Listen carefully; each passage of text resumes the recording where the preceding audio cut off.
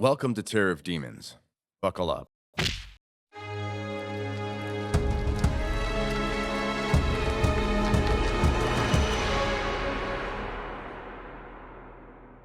There's a story about an exorcist who was called to a village overrun with sin. The taverns were full, the brothel was busy, nobody went to mass. He expected to arrive and find a war zone of demonic activity, demons unleashed, angels fighting, the whole thing. Instead, he found demons taking naps. They were lounging around, barely paying attention, because the villagers had already given in. The work was done, there was nothing left to tempt. Then the exorcist went to the next village, a town of holy men and women. And there, the demons were going absolutely berserk, working overtime, in constant battle with the guardian angels, because virtue requires a fight. I want you to think about which village your home looks like right now. We talk a lot about what we watch. We talk almost never about how we watch and what the act of watching is doing to us, regardless of content. The average person today spends hours every day in front of a screen.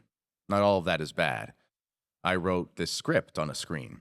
Many people have built real businesses, real ministries, and genuine communities through technology. There is nothing intrinsically evil about a smartphone or a television set or a computer. You can watch The Passion of Christ on a television. You can also spend your entire Saturday on a couch, binge watching garbage until your brain turns into pudding. The device is not the problem. What we do with it and what it does to us is. But here's the question most people are not asking. Does the form of the medium itself shape what we receive, independent of the content? The answer is yes, and a Canadian Catholic philosopher named Marshall McLuhan spent his life proving it. McLuhan was a convert to the faith. He credited Our Lady with guiding his intellect. And the phrase he is most famous for, "the medium is the message," sounds like an academic slogan until you actually understand what he meant.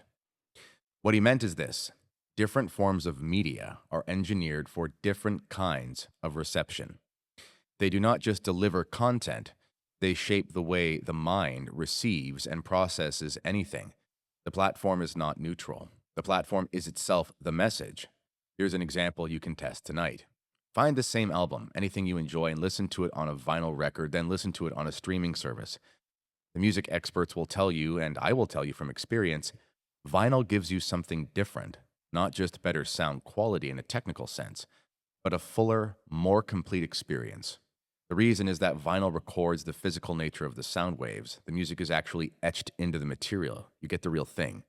Digital recordings give you a simulation of the real thing, a virtual copy.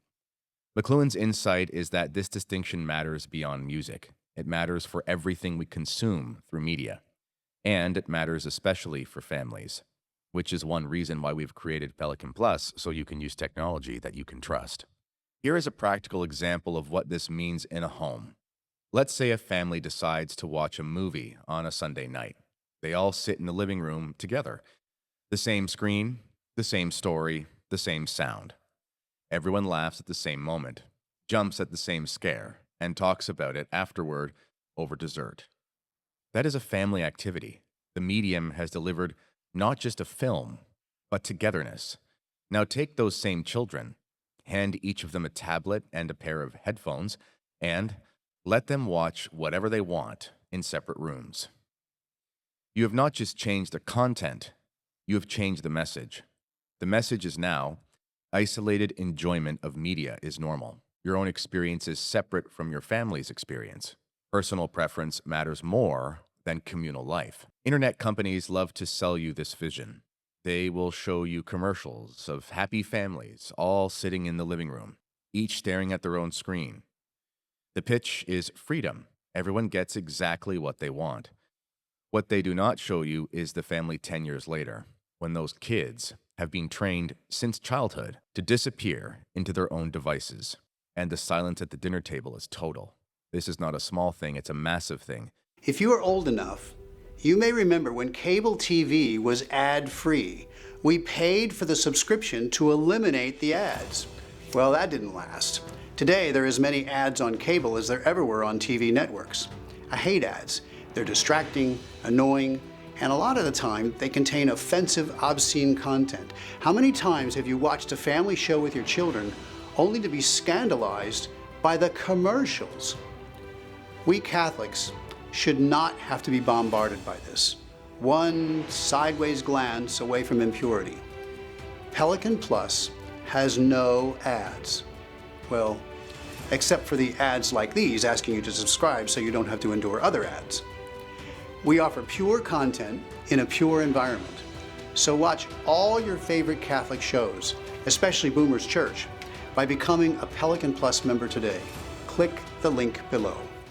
The medium is shaping your children's understanding of what family even is. Let me make a strong claim and then defend it.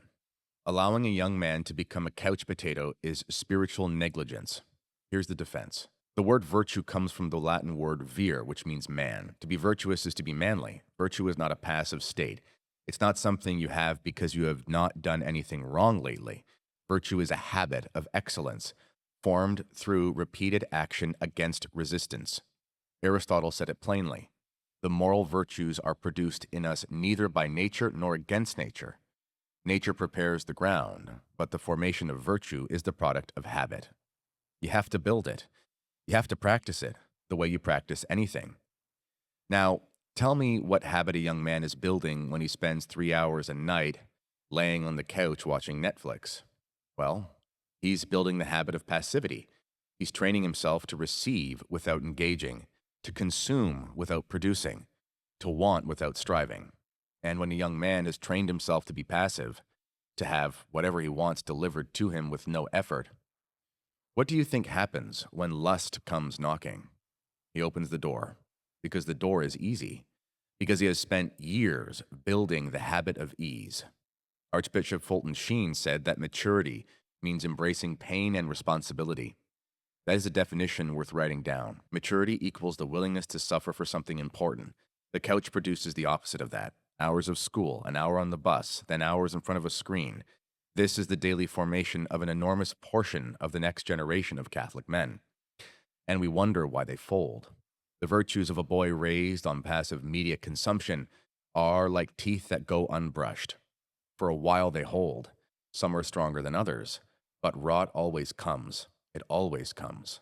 The only question is when. Every year when I used to teach Genesis to my students in religion class, someone would always ask the same question. How did the serpent get into the Garden of Eden? God created the garden. God put Adam and Eve there. God saw that everything was good. And then Lucifer walked right in. How? The answer matters because a garden without the possibility of temptation is not a garden where love can grow. Adam and Eve needed the freedom to choose virtue in order for their love of God to be real. That freedom required the possibility of failure. And Lucifer, permitted by God and motivated by pride, found his way through the gate. Here is why this matters for us. If the serpent can get into the Garden of Eden, he can get through your internet filter. I'm not saying do not use filters. Use them. Use passwords, use accountability software, and so forth. Use every tool available to you. But do not mistake the filter for a solution. The filter is a fence. Snakes can get over fences, or under them rather. King David was walking on the roof of his palace, no screen, no internet, no smartphone, and he saw Bathsheba bathing from a distance. That was enough. One glance. And from that moment, the chain of events ran directly to adultery and the murder of an innocent man. David did not need social media to fall. He needed only a moment of unguarded looking. If your children can send text messages, they can receive sexual images. I've taught in high school for years. I've seen firsthand what the content traded through messaging apps does to young people. Snapchat, which was literally designed so that explicit images would disappear after a few seconds and leave no evidence, is on the phones of so many children and adolescents. Think about that. An app engineered for teenagers to secretly share evil images with a built-in deletion mechanism to evade parents. And we let it sit on our children's phones. The snake is subtle. He's always been. You cannot build a perfect wall, so your children must become expert snake killers. That's the goal. Not a fortress with no vulnerability, but a warrior who can handle the serpent when it comes. And it will come. So what do we actually do? Let me give you the practical framework. One family computer in a common area. Not in a bedroom, not in the basement. the kitchen, or some other living space, where the default is visibility. This does not mean you suspect everyone in your household of wrongdoing. It means you understand that darkness needs privacy to grow, and you are removing the privacy. No one should need to hide what they are doing online. Build the culture in your home where openness is the norm and isolation is unusual. One television and cancel the cable. I know, but hear me out. Recently, I watched a commercial on a business news channel that was pornographic in all but technical definition. My children were in the room. There are no safe channels. None. This wasn't even our own house. Cable television in the year we're living in is an open pipe into your living room from the worst of the culture. You will spend over $100 a month for the privilege. Cancel it. Buy DVDs of shows you've watched and approve of. Get sports packages if sports matter to your family. You'll probably save money by doing that, and you will certainly save your household from the ambient filth of modern broadcast television. Video games. I will be direct. In my opinion, they're almost always a waste of time. I understand the argument for communal gaming, racing games, sports games, things that bring people together. Fine. But a basement TV with a gaming setup is a catastrophe waiting to happen. Before Pelican Plus, creators had to look for ad revenue from secular social media algorithms, which was an unpredictable way to raise a family. Now, Pelican Plus sustains many families, including my own, through our Catholic business. This is only possible due to the support of the Founders Club members. If you're interested in helping save Catholic media and helping families like mine, become a Founders Club member today at pelicanplusfounders.club.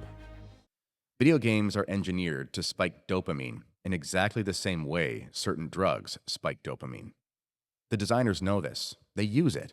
A young man with no strong virtue formation and unlimited access to a dopamine machine is not going to demonstrate self-control. He's going to disappear. If you have gaming in your home, it belongs on the main television where everyone can see it and comes with strict time limits. Books also require scrutiny. Yes, even books. Traditional seminaries maintained locked sections of their libraries, shelves that required a superior's permission to access because they contained books by heretics, books of bad philosophy, books of other religions.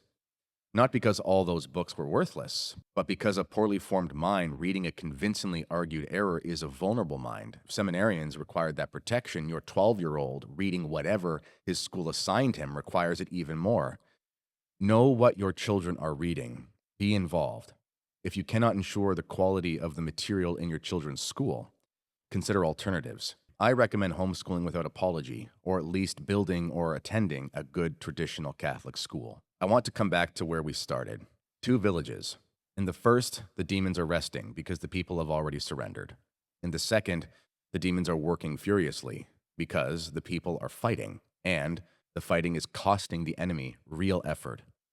Your home will look like one of those 2 villages. There is no neutral option. The first village is easy to build. Simply do nothing. Leave the cable running. Let the kids disappear into their rooms with their devices. Sit on the couch. It requires no effort and no sacrifice. The demons will settle in comfortably and barely stir from their chairs. The second village costs something. It costs inconvenience. It costs the arguments with teenagers who want their phones back. It costs the Saturday afternoon when you say no to the gaming session and make your son go outside. These are not heavy prices, but they require that you decide, consciously, deliberately, that the souls in your home are worth more than convenience. St. Paul put it this way in his letter to the Romans. He said, "Be not conformed to this world, but be reformed in the newness of your mind." Be reformed, not preserved from all contact with the world, but actively, continually reformed in the way you think and what you let in and what habits you build. The world is running a formation program of your family right now. The question is whether you are running a counter program. Chesterton said that modern man is staggering and losing his balance because he is being pelted with little pieces of alleged fact. He said that more than 100 years ago. He had not seen the internet. What we are dealing with today is not just pelting, it's a flood. And the flood does not require your consent. It requires only that you leave the door open, close the door, Build the second village. Put the television in the living room. Cancel the cable. Know what your children are reading. Get the gaming setup out of the basement or out of your house, in my opinion. Keep the family computer where everyone can see it. And when you have done all that, and the snake still finds a way in, because it always does, depend on Our Lady's intercession. I like to imagine she crushed the head of the serpent in snakeskin boots. Let the Virgin loose in your home. She knows what she's doing. Share this with a man who needs to hear it. We'll see you in the next episode. St. Joseph, Terror of Demons, pray for us.